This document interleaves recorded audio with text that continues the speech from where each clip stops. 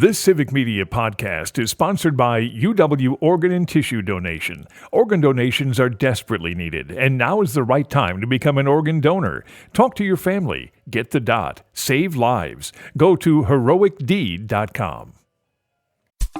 This is your WLAK Daily News Roundup for Lake Air, 107.5 FM and 1260 AM in Amory. For WLAK News, I'm James Kelly.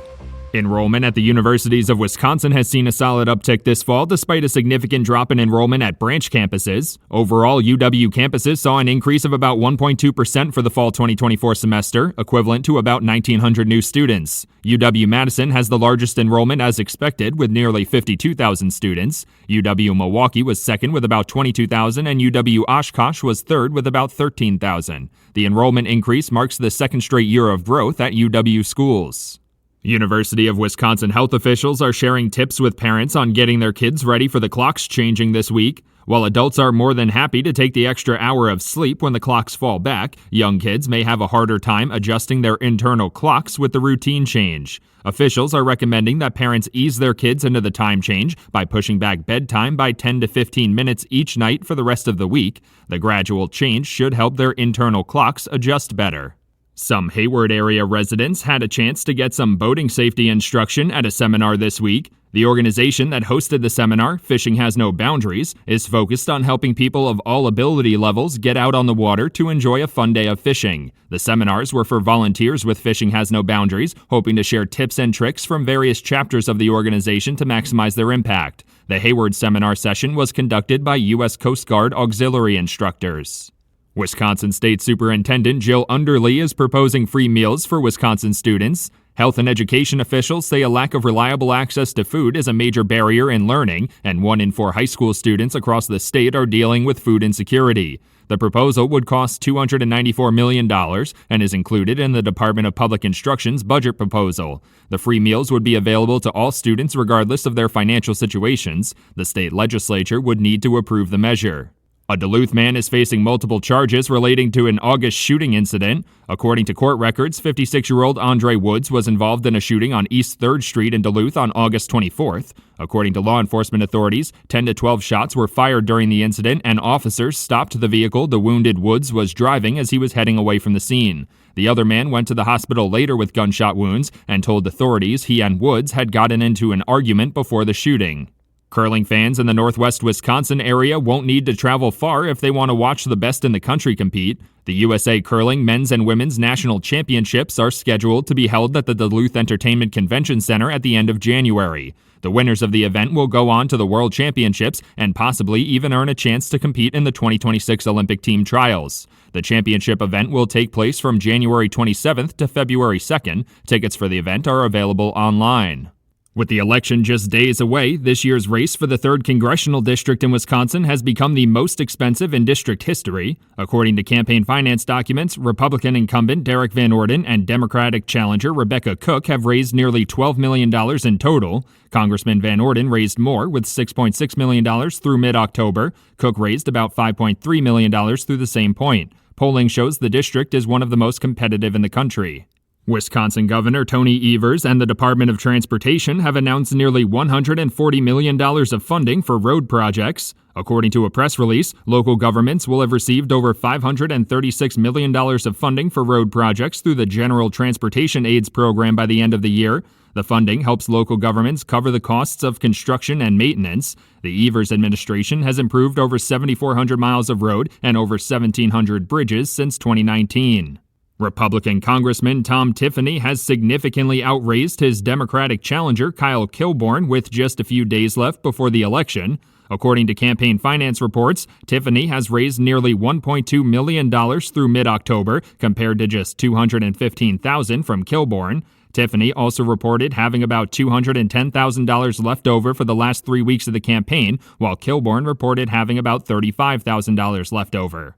Wisconsin Governor Tony Evers and the Department of Natural Resources have announced nearly $8 million in grant funding for 12 projects across the state. The funding was provided through the Knowles Nelson Stewardship Program, with grants going to organizations like local governments, nonprofits, and county forests. Among the funded projects are things like an ADA-accessible boat launch facility in Ashland, the construction of new walking paths in Hillsborough, and the development of a riverfront trail and pavilion in Prescott. For WLAK News, I'm James Kelly. A Brewers coach signs an extension. Hi, I'm Mike Clemens with Sports. Baseball, the Brewers have renewed the contract of pitching coach Chris Hook. The 56-year-old Hook, who has worked his way up in the organization for 20 years, signed a multi-year extension with the team yesterday. He's credited with developing the team's young pitching talent. The Yankees won Game 4 of the World Series last night in New York, 11-4 over the Dodgers. Game 5 is tonight, Los Angeles leading 3-1. NBA, the Bucks are in Memphis. They face the Grizzlies tomorrow night on Halloween. The NFL trade deadline is coming up next Tuesday. Yesterday, the Packers signed linebacker Jamin Davis to their practice squad. Davis had been a first-round pick for Washington 3 years ago and was asked how familiar he is with the Packers. Ironically, I got a chance to watch him a little bit last year, and it's crazy now that I might actually get an opportunity to play for him. But currently, I'm just honestly soaking everything all in, and hopefully I can get to work and just watch as much film as possible. That's Packers linebacker Jamin Davis with Sports. I'm Mike Clemens. On your entertainment beat, I'm Pete Schwaba. And just like that, we say goodbye to Halloween films and look forward to the start of the holiday box office season, which is just a couple weeks away. The season will open with an anticipated bang as Amazon MGM Studios is set to release its $200 million Santa Claus caper film, Red Santa, starring Dwayne Johnson and Chris Evans. The film was set to go right to streaming, but tested so well with audiences, they're going theatrical. The film is estimated to make $36 million in its opening weekend. If you notice an uptick in original content in the next year, there is a reason. The 6 biggest global content companies are planning to spend almost 10% more than they did this year. That would be an increase to $126 billion geared toward new viewing options. Disney will lead the way, spending 9% more next year. Hopefully, it's not all on remakes and sequels. Johnny Depp and Penelope Cruz are about to team up in a new film, Day Drinker. Yes, my fellow Wisconsinites, it is an awesome title. The film will tell the story of a cruise ship bartender, Depp, who befriends a mysterious day drinker played by Cruz, and they end up embroiled in a caper. This will be the 4th time Depp and Cruz grace the screen together after starring in Blow, Pirates of the Caribbean, On Stranger Tides, and Murder on the Orient Express. If you love Squid Game, you might love the new spin-off, which will be an American version. Deadline reports that the project will be led by director David Fincher, whose credits include films like The Game and Seven. This will be the first spin-off of the Korean show. Season 2 of the original Squid Game premieres December 26th of this year on Netflix. Producers say the 3rd and final season will also premiere sometime in 2025. Need more Nick Offerman in your TV viewing life? Yes, please. Variety reports Nick will join Elle Fanning and Michelle Pfeiffer in the new Apple TV show Margot's Got Money Troubles. Fanning plays a woman desperate for money who starts an OnlyFans site. Been there. Offerman plays her father, a retired pro wrestler, and Pfeiffer plays her mother, a Hooters waitress. The show is based on the Ruth Thorpe novel of the same name that was just recently released. The first season will offer 8 episodes. In a recent interview with the Associated Press, Hugh Grant says he killed 3 people. Of course, he did so whimsically and with that adorable accent and toothy grin. Grant is trying to get people's attention to go see his new movie, Heretic, in which he plays a creepy character named Mr. Reed. Grant appears to be moving on from his rom-com roles and looking for darker parts. I'm not saying the 64-year-old actor actually killed 3 people, but saying you did so in an effort to promote a movie really is the perfect cover. For more showbiz fun, tune into Nightlight with me, Pete Schwaba, weeknights from 6 to 8 p.m. on the Civic Media Radio Network. Cloudy and breezy with scattered showers and thunderstorms likely today, and falling temperatures too. We're going to drop into the mid to upper 50s by late afternoon. Rain and thunderstorms 42 tonight, showers 50 tomorrow. We could get a half inch to an inch or more of rain by the time it winds down tomorrow night. I'm meteorologist Sean Cable. Currently, it is 60. That's your WLAK Daily News Roundup from Civic Media. Subscribe to this podcast on Spotify, Apple, or wherever you find your podcasts. Find more news at lakeair.radio.